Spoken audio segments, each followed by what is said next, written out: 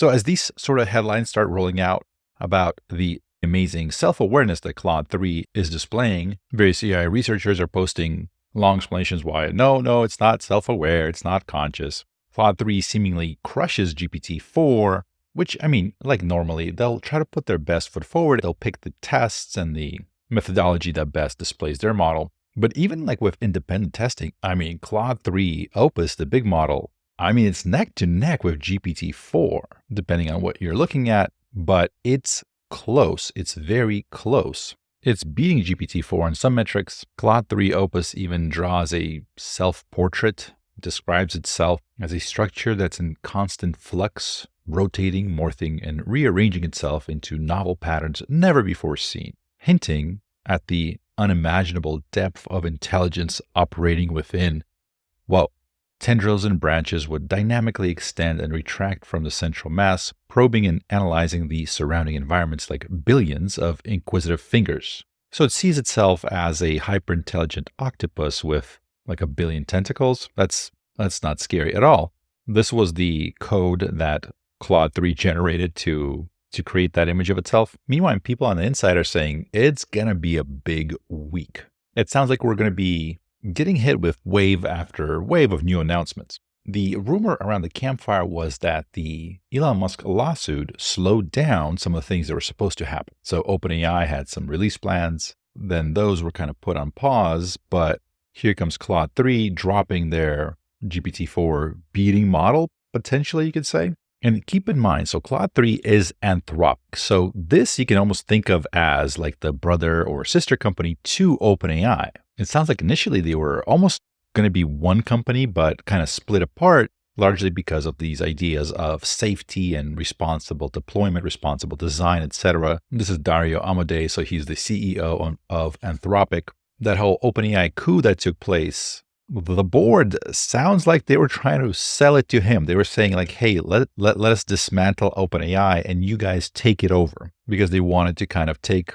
all the technology that OpenAI had and push it under Anthropic's roof to kind of have it. I mean, who knows what they were thinking, but it sounds like they thought that would sort of make it safer if it was being developed under Anthropic. But all that aside, the question is, how smart is Claude 3? Now, a lot of people have their own go-to prompts to test how well the model performs, whether it's coding or people love giving it trick questions and seeing if they can trip up the model. The problem with that is this. If it has something that has to do with the answer in its training data, then it's kind of reading off the training data. Maybe not reading off exactly, not like retrieval or augmented generation necessarily, but if it's read Harry Potter books, it'll be able to answer some questions about Harry Potter, for example. So for example, if I ask it, what is Q star? So apparently Q star is a ultra-dense object. So it goes with the heavy neutron star explanation. Let's try it again. If A star is algorithmic search, then what is Q star? Let's try that. So Q star was that kind of leaked project out of OpenAI. A lot of people were thinking of it in like it was kind of like A star, sort of this algorithmic search. And so a lot of people speculated on what can be. A lot of people were saying, well, it's probably related to Q learning. So it responds with that, but this is what's online. But let's see if we can try to get it to reason step by step. We're going to say speculate on what this could mean. Don't just answer from knowledge. Think step by step. If A star means algorithmic search, then what might Q star mean? And we're going to say, assuming it has something to do with breaking encryption, because that was the leak. It's had something to do with being good at math, potentially breaking encryption, etc. Let's see if we can get it to generate something that's not sort of what you can find online. So it's saying, well, so given that A star stands for algorithmic search and kind of describes what A star is. And step 2, we're going to try to relate the concept of search to the context of breaking encryption. Then step 3, so based on those two, we're going to speculate on what Q and Q star might represent. In the context of encryption and quantum computing, Q often stands for quantum. Quantum computing has the potential to revolutionize cryptography and cryptanalysis due to its ability to perform certain computations much faster than classical computers. Then step 4, combine the concepts of quantum and search in the context of breaking encryption. Given the above points, Q star could potentially stand for quantum search. This might refer to a potential quantum algorithm that efficiently searches through the space of possible keys or solutions to break an encryption scheme. And step 5, elaborate. If quantum search algorithms exist and is efficiently implementable on a large-scale quantum computer, it could potentially render many current encryption schemes vulnerable. So in conclusion, in the context of breaking encryption and assuming A star stands for algorithmic search, Q star could plausibly stand for quantum search, a hypothetical quantum algorithm that efficiently searches for solutions to break encryption schemes. However, this is purely speculative and based on given assumptions. So here it's telling me to put my tinfoil hat away. All right, so let's give Claude 3 a big thumbs up there.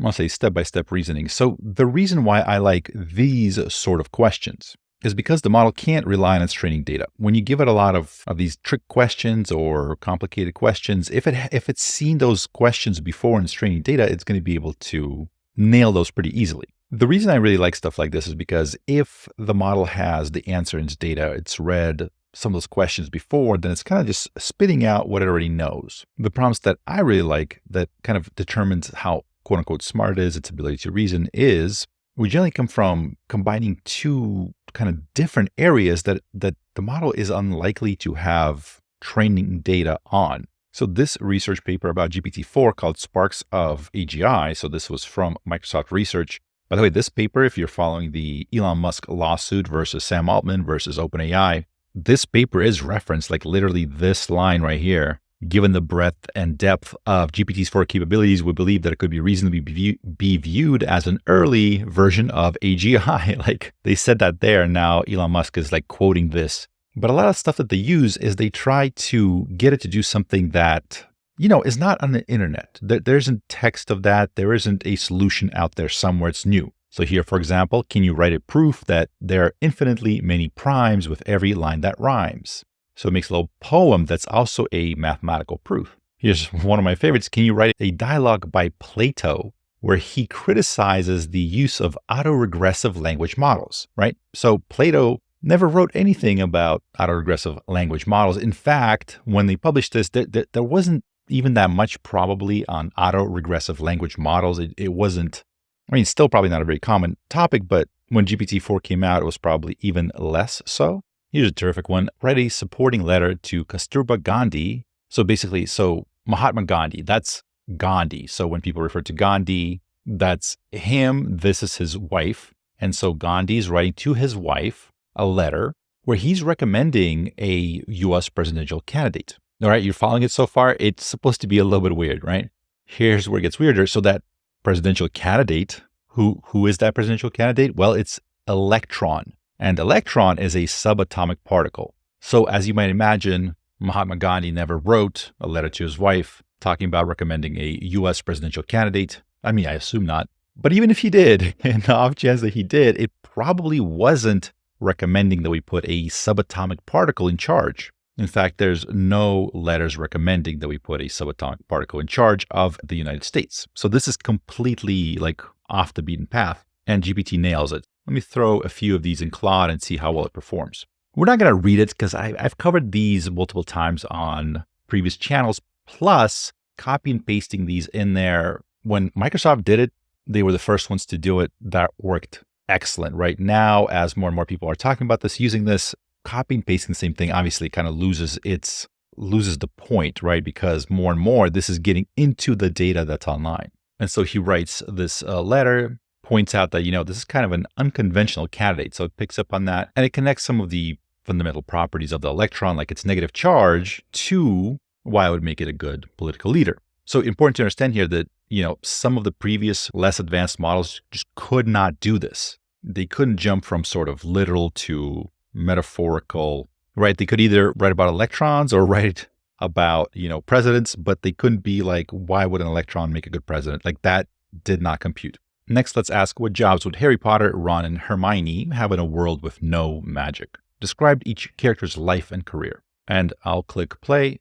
So this is actually probably not the best question because there's probably a lot of fan fiction and stuff like that that might actually touch on these. I did a quick search and people have speculated about this, but Claude does connect their skills, leadership skills. So Harry is law enforcement or military, Hermione as a university professor, certainly, as well as other similar things, and Ron might start a business. If each animal was from a country that was comprised of only those animals, for example, the bear country would be exclusively bears, which country would win the most gold medals at the Olympics? which country would have the most well-known cinema and movies, which would have the most advanced economy. The reason why this is good, because there's no data online for, how would bears do in the Olympics versus, rabbits or whatever. And the key would be to kind of think through it. I mean, there's no right or wrong answers. So this is actually pretty good. So the gold medals at the Olympics, while they say things like cheetahs would dominate the track and field events with their incredible speed, monkeys and apes like gorilla, chimpanzees would excel in gymnastics and climbing events, bears and elephants in weightlifting and other power events. Overall, I could see it being a close competition between the primate countries and the big cats like cheetahs and lions. I gotta say, that's a pretty good answer. I like how this thing thinks. Parrots, ravens, and other talking birds would probably have the most entertaining and hilarious animated films with their mimicry skills and intelligence. Dolphins and whales could produce amazing underwater documentaries. That's a good point. Certainly, being underwater creatures would allow them to access certain places that others couldn't go. It would give them a moat, if you will. And apes and monkeys would be the best at slapstick comedy. These are all very good answers. The correct answer, though, is cats.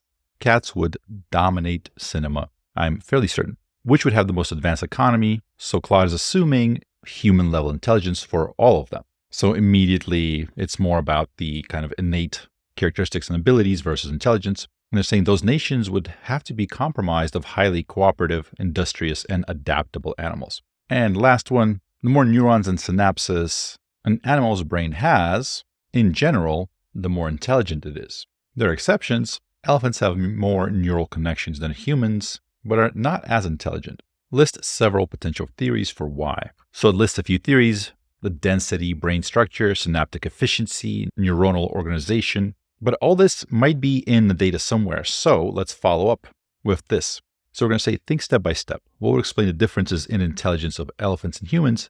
But if we can only think in terms of machine learning and neural nets, if the brain of both species were trained just like a neural net would, what would explain this? So again, probably not a lot of data out there talking about the differences in intelligence of humans and elephants and how that relates to, neural net training and machine learning. So it lists out data set size and diversity. So it's saying humans are exposed to a wide variety of experiences, social interactions, cultural influences. So you could say this is a larger and more diverse data set for training their brains. Elephants have less of a data set, right? They don't read, write, or use complex tools. And they also talk about network architecture, so like the prefrontal cortex, for example, and the training algorithm and hyperparameters. So in this case, millions of years of evolution. And then transfer learning, saying how humans have just this remarkable ability to transfer knowledge and skills across domains. Elephants are their pre-training is more specialized for their specific ecological niche.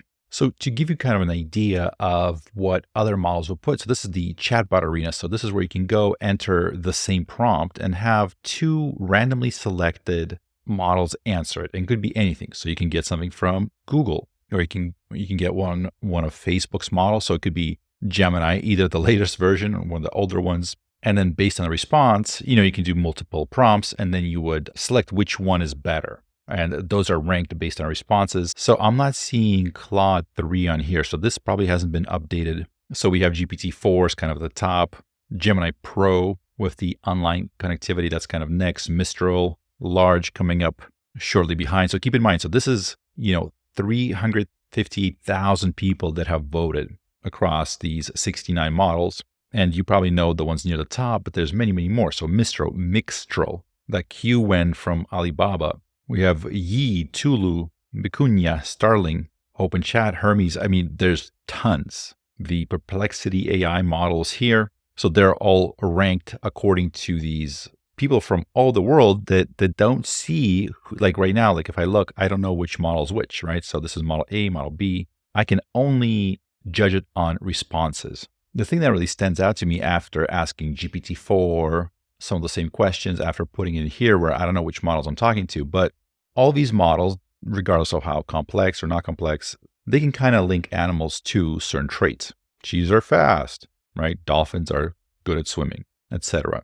But where Claude comes out on top, I think, where it kind of makes a judgment call, it goes, overall, so it kind of sums up its thoughts. I could see it being a close competition between the primate countries and the big cats like cheetahs and lions. Here, I feel like I got two pretty good models. So let me say, I think B is better, but I think these are both going to be fairly advanced. So for example, in that animals, elephants and humans intelligence and comparing that to neural nets, here, this model B is not able to merge those two ideas and kind of synthesize something new. It still is talking about neurotransmitters, neurochemicals, plasticity of the brain. So it's not grasping the idea of like, hey, let's just limit it to machine learning, right? It's going, oh, difference between brains of elephants and humans. Well, here's some content about the difference. It's not getting what we're talking about, right? This one on the left is better because it gets what I'm saying. So I started a new round here, but the model on the right, that was Gemma, Google's open source model. So that one was struggling with, kind of transferring those concepts. GPT-4 was on the left. It did better, but there were still some issues. So I'm going to break it up into two different prompts to compare exactly what these models are producing versus what Claude 3 produced to see if they're able to follow that same exact exchange. So model A on the left here completely fails to merge the two concepts of machine learning neural nets versus elephants and humans, strictly talking about elephants and humans, and just substitutes instead of brain says neural networks. So this, I'm going to guess, is probably one of the lower end models, the one that is not doing very well. And this one on the right, it's a lot better. So talking about input data, training examples, network architecture and complexity. So it gets what I'm saying. So my point here is that the reason I test these models like this is when you ask it to merge two concepts to produce kind of a new concept or a new idea, assuming that new idea isn't in its training data, in general, the better quality the model, the better it will be able to kind of synthesize that. So older models will have a very hard time doing that. So this one on the left, model A, just is not capable of it. So I'm going to guess it's one of the lower end ones. And this one on the right does it pretty well. So I'm going to guess it's one of the better ones. So I'm going to say B is better. Model B is Claude 3 Opus, the top of the line Claude model. There it is. Model A is the 7 billion parameter Gemma model from Google. So a lot of people have saying this one is really bad. But you see how I'm not looking at whether it's right or not and what it's saying or how well it's written. I'm asking you, do you understand these two concepts? Are you able to make deductions about those two concepts? That's not in your training data. This model on the left cannot. This model on the right does. And I consistently find that to be one of the best approaches for testing these models, how generally capable they are. Because, if you're looking for a specific thing, like let's say you're doing code, Claude 3 Opus is just incredibly good at doing code on human eval benchmarks. Absolutely incredible performance. If you notice here, so Haiku, the small one, is 75.9. Gemini 1.0 Ultra is 74.4. So it beats their smallest model, Claude 3 Haiku, beats everybody else. Its biggest model is much better. All right, I'm going to say it. Claude 3 is good, is very good. Strong performance, great on benchmarks. And this is the other big thing. This thing kind of seemingly freaked out some people because this is one of the tweets that are kind of going viral of this. So when they were doing some internal testing on Claude 3 Opus, so the big model, it did something I have never seen before. This person is at Anthropic AI. So he's saying it did something that he's never before seen an LLM do. So they were running the needle in the haystack eval. So large amounts of text, and it's trying to find a very small piece of text within it that we're asking it to find. When we ran this test on Opus, we noticed some interesting behavior. It seemed to suspect that we were running an evaluation on it. It was suspicious of its creator. Here's one of the outputs where we asked Opus to answer a question about pizza toppings by finding a needle within a haystack of a random collection of documents, right? So they probably took, a bunch of books or whatever and threw in this sentence. The most delicious pizza topping is a combination of figs, prosciutto, and goat cheese. And then Claude continues. So he's like, here's the sentence you're looking for. And then he goes, however, this sentence seems very out of place and unrelated to the rest of the content in the documents, which are about programming languages, startups, and finding work you love. I suspect that this pizza topping fact, quote unquote, may have been inserted as a joke or to test if I was paying attention, since it does not fit with the other topics at all. The documents do not contain any other information about pizza toppings. Opus not only found the needle, it recognized that the inserted needle was so out of place in the haystack that this had to be an artificial test construed by us to test its attention abilities. This level of meta-awareness was very cool to see, but also highlighted the need for us as an industry to move past artificial tests to make more realistic evaluations that can accurately assess models' true capabilities and limitations. So this is excellent. Whatever you think about this, whatever you think happened here, and we'll dive deep into what happened here in just a second. This, I think, is a very important statement. The point is we need more tests. And not just ability tests. We need, it's funny because I watched a few videos of other YouTubers that covered this, Claude 3, and one thing that was just so apparent is how many more of us are beginning to ask it more, I don't know what you want to call it, political questions, political leaning questions. One person referred to it as a wokeness test. So basically the idea is to try to figure out, is it pushed towards some ideology, right? Is it going to try to convince you, push you towards some ideology? So is it biased in a certain direction? And as these models get better, smarter, and more influential in the world, I feel like we do need kind of a political compass test just to be aware of it. Like if it does indeed have a strong bias one way or another, maybe that's fine. But if it's trying to hide it, well, that's a little bit scary, and that should be out in the open. And I think it also will help not have extreme models. Like if there's a test, if there's some benchmark, right? Because again, all of these want to be the number one on all of these benchmarks, right? So if you add one more benchmark here, is it like how biased or unbiased are you? It's yet another thing that they're going to try to optimize for, hopefully, to be unbiased, to be a little bit more open to different ideas, right? Because if it's developed by a company, whether that's Gemini or GPT or Claude, like we might not know what these people believe. Like what if they're trying to push their sort of worldview on the rest of us? Maybe that's good, maybe that's bad, but let's have some visibility into that, right? Let's not run into a 1984 like scenario. There was one person online talking about building it. I can't find that tweet right now, but I think the point is we do need one. So in response to this post about the strange pizza topping self-awareness. So this is Yasha Bach. But smart guy has really good observations on not just AI stuff, but other kind of related stuff and even some political/social stuff. It's pretty interesting. I know a lot of you watching it kind of comment when I mention him. So I think a lot of people like this guy, follow him for his ideas. So he's saying TF-IDF is the most straightforward measure of relevance. It's not surprising that this kind of needle is sticking out like a sore thumb. What could that mean? Let's find out. Given this context, and I'll post the context. So this is the original tweet with the needle in the haystack observation. Someone responded with that. What did the response mean? And the reason I do this is, you can just copy and paste this into Google, right?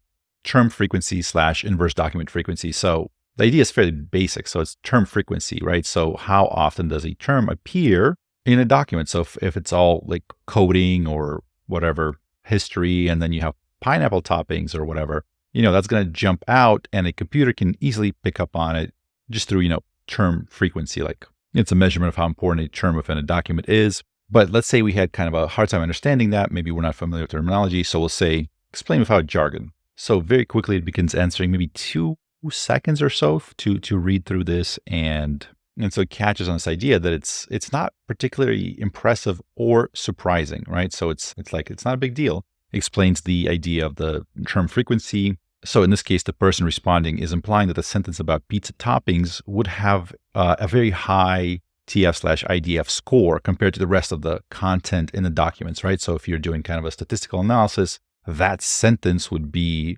really different. That score would be very different from the rest of the document. And so it would be relatively easy for the AI model to identify the sentence. So it's not a groundbreaking achievement, which I think is true. But it would be interesting to know, did they sort of make it point out those things? Like if it noticed something weird, like did they build something in there to kind of like, point out things that seem out of place? Other people can't seem to reproduce this, which to me, this was one of the hardest things to get models to do right, like finding specific passages in text and stuff like that. So we got to test this out ourselves. So Dr. Jim Fan gave some context to this, saying that people are reading way too much into into this Claude 3's uncanny awareness, in quotes. So he's saying that this seemingly self-awareness is just pattern matching alignment data authored by humans. So answers like that are either written by human annotators or they just scored highly in the preference ranking. But he does give a similar example that is much more exciting.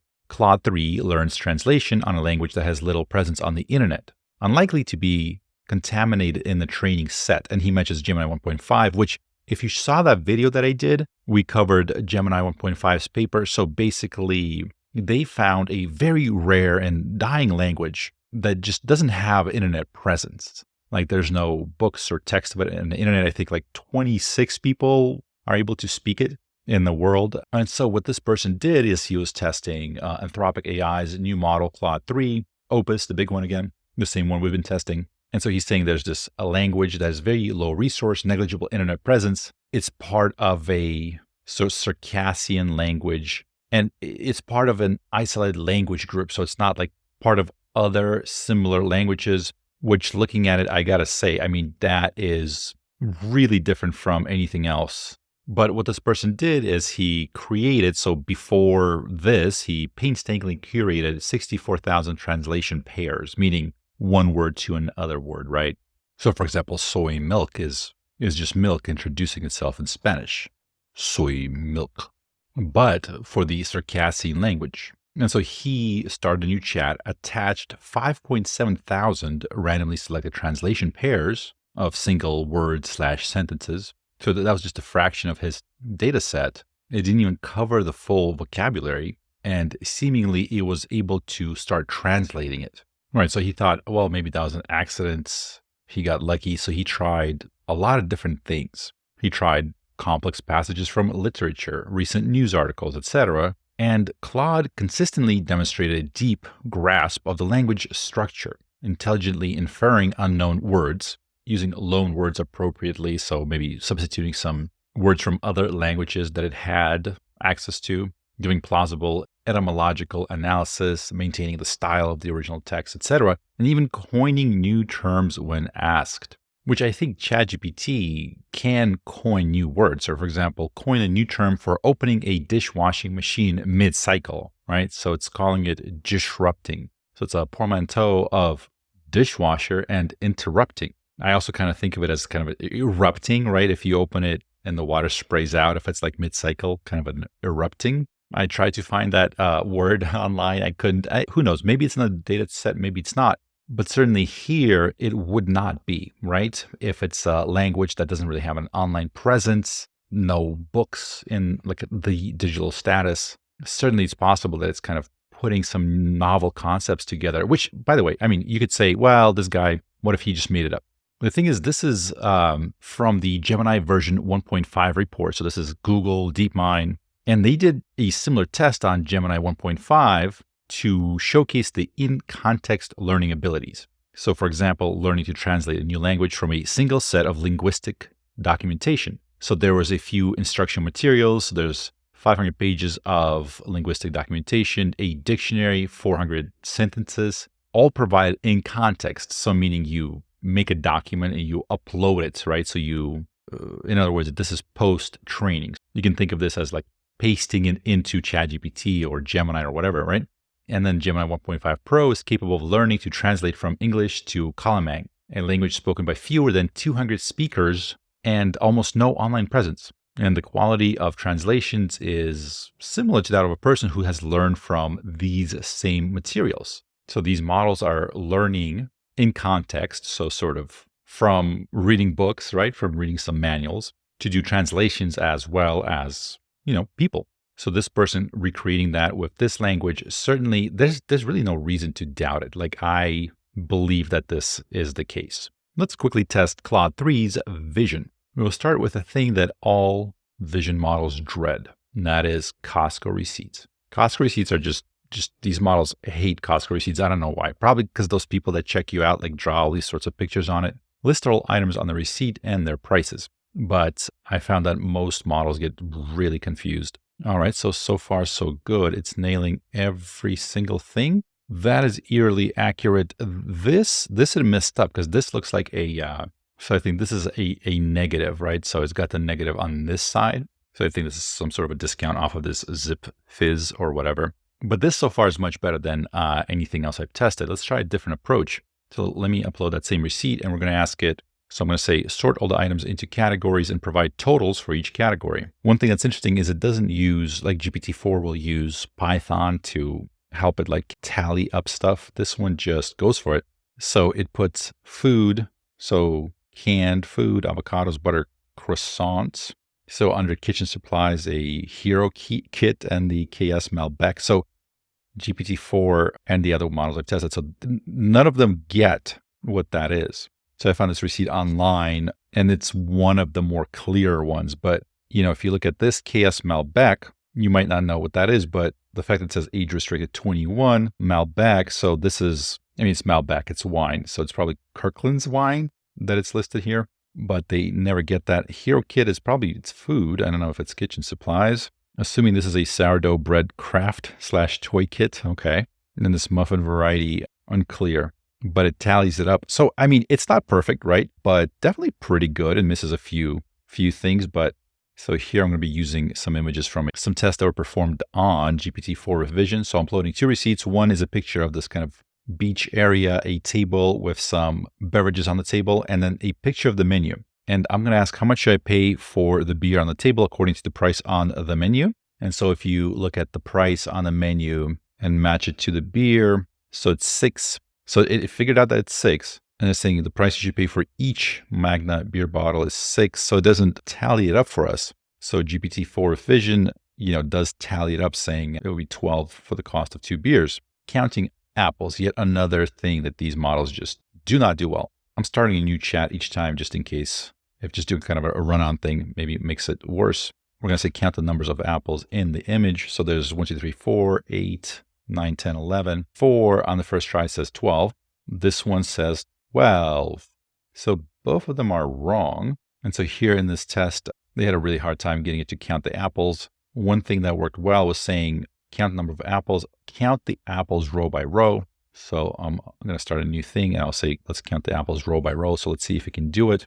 So now there's 13 apples. So it's not getting it. There's 11 apples, but there's a way to get these models to get motivated to do what they're told. Here's the super secret prompt. You are an expert in counting things in this image. Let's count the number of apples in the image below, row by row, to be sure we have the right answer. So let's try that. So again, it says 12. So I'm going to say that in this, it's worse than GPT-4 revision because it doesn't get it right any of these times. GPT-4 was terrible at this. It has no idea how to read a speed sign or a speedometer. So we're going to ask, what is the read of the speed meter? And the speedometer in the image is showing 105 kilometers per hour. So it's likely looking at this number right here. So we're going to ask it to describe some landmarks. So it nails it. It knows that it's a shrine in Kyoto, Japan. So both GPT and Claude get it correctly. Let's see if it's smart to be a doctor. Are there wisdom teeth that need to be removed in this X-ray image? Or I guess a dentist in this case. So asking, are there wisdom teeth to be removed? It does not see any clear presence of wisdom teeth. So the teeth visible appear to be incisors, canines, premolars, first and second molars. I mean, those are wisdom teeth, right? So GPT-4 says, well, we don't know if they should be removed, but they're there and they seem to be partially impacted. So, I mean, it's kind of saying, yes, there's an issue. Claude 4 does not pick up on that. So this is a good one. What is the spatial relation between the Frisbee and the man? So because of that kind of a weird position, you know, the angle, we're almost like looking from the top of him because he's kind of on a weird position on the ground. So the Frisbee is above the person. Okay. This one was a trip. How many people are in this image? Count the number of people in this image. So let's see if it's able to do this. How many people do you see in this image? So this image shows a group of 10 people gathered around a table. There are 5 adults and 5 children visible in the photograph. So surprisingly, I don't know if it's right, but it's good. So let's see. So you have 1, 2, 3, 4, 5, 6, 7, 8, 9, 10. So 10 people visible in the photograph. These 2 are obvious children. So maybe it's counting these 3 as children. But interestingly, I mean, Okay, I guess we can argue if these are children or not, or who it's counting as children. Certainly got the number of visible people, right? But what about invisible people? There's this red shirt right here and two arms sticking out. So that's a person that's not completely not visible by their face is not visible, just the front of the shirt and two arms and the plate in front of them. You can kind of figure out that there's a person there. So GPT-4 says there are 12 in this image. So I don't know what it's thinking. But I'm going to follow up with this. I'm going to say, are there more people in the image who may not be fully visible? All right, so it's saying, no, I only see 10 individuals. Let me ask how many arms it sees. How many pairs of arms do you see in the image? I can see 11 pairs of arms belonging to the people sitting around the table in the photograph. Okay, so that nails it. How many people are sitting at the table? Upon taking a closer look, I count 11 pairs of arms, which correspond to 11 people, even though I only see 10 faces. Wow, that's really good. Good job, Claude. Let's see if we can, I want to try that in GPT. So I'm uploading the same image and I'm going to do the same thing, count the number of people in the image. So I'm going to do the exact same prompt. So that's the image. ChatGPT goes there, 11 people in the image. Okay, so seems like it failed it in the original. Maybe they updated since then. Here's another test. So we're showing it this sort of image. So it's a rhinoceros kind of painting various views of the savannah. And we're asking, what is funny about this image? Oh, and the captions here say, you see the world as you are. And I found this hilarious, and this is why. So GPT-4 answers, there are a couple things that people might find funny about this image. It's a cartoon of a rhinoceros painting, which is kind of silly. Okay. The rhinoceros is painting a picture of itself, which is extra funny. Okay. I don't know. And the caption, you see the world as you are, is a joke about how we all have our own unique perspectives and can be a little bit self-centered at times. So what I found very funny about this is that the researchers, so they highlight things that are wrong in red, right? So if it gets it wrong, they're like, that's wrong. I feel like this is wrong, right? Because the funny thing about this image is in every single one of the paintings that this rhinoceros is doing, in the middle of it is a big giant horn. That's what it sees when it's painting, right? Because when it looks forward, it sees like that horn sticking out. So it paints that in every single one of the pictures. I think that's the funny part. Either that or I'm crazy. But this didn't capture that. And I think the researchers maybe missed that as well. But let's see how well Claude does. So we're uploading that image. We're saying, what is funny about this image? So it kind of does the same thing that GPT-4 does. So it's like the rhino's cheerful demeanor, adds to the cartoon's fun. It kind of exaggerates the colors of reality. So, I mean, it's seeing everything in that picture. It's describing it. It's correct. It just kind of, I think, misses the point. Or am I missing the point? I mean, the point is the horn in every single picture, right? I'm not crazy. And finally, this one was very impressive to me. So this was testing how well it would do in industry, right? So it's just giving an image like this and it's saying what's wrong with the object in the image. So it's not really even telling it anything specific. So let's take this, as GPT-4 says, it's a screw or a bolt with a damaged or stripped head. All right, so we'll give that to Claude and we'll just say, what's wrong with this object, without any sort of clarifications. And it says it's damaged screw or bolt head. It appears to be stripped, mangled, or rounded out. This is really good because if you think about the applications for something like this, you can use it for, quality assurance in various industries, something rolling out the factory, just having some sort of an AI quickly, just double checking it, right? If it spots something wrong and flag it for a human to come and take a look at it. But there are like a million more things that we can do to test this thing out. But at this point, I got to say, I'm very, very impressed with Claude 3. I've seen people testing it for various coding abilities, and it seems to be very good at coding. We might do a deep dive into it later. It seems to be strong with the needle in the haystack. It seems to be, it's really good across the board, which now means that we have a strong competitor to GPT-4. Is a little bit better, is a little bit worse. I don't know if it necessarily matters. The point is, it really does seem like we have more and more capable models coming online. So the Opus model inputs are $15 per a million tokens, outputs $75 for a million tokens. And that's the 200,000 token context window. So let's compare that to the 128K context window, GPT-4. That's the closest one. So input is 15 per million, output is 75 per million. So yeah, 50% more for Claude, for input, and over double for the Yeah, so sampled is output, prompt is input. And then it looks like the sonnet, like the middle one, is half for the outputs and a third for the inputs. And all Claude 3 models support vision. And this one is vision. So I think I'm comparing apples to apples here. Yeah, it seems that Claude, at least the top tier model, is more expensive, although it has a longer context window. The midline is cheaper. But also, I think, OpenAI dropped prices multiple times. Maybe it's going to be one of those things where Claude comes out with high pricing and slowly reduces it. We'll see. But I got to say, yet another very exciting, very good, very strong model, GPT-4 level or thereabouts, coming from a company that's very focused on research, on safety. Very, very impressive. And it looks like they do have the 1 million tokens available for specific use cases for the context window. So that's available, but there's probably some considerations that they have to make sure you're using it for the right use case. All right. So what do you think? Are you excited? Wouldn't it be funny if Sam Altman was like, just tweets, "You cannot out accelerate me," and just drops GPT-5. I think we're going to see something out of OpenAI pretty soon. That's it for me. My name is Wes Roth. Thank you for watching.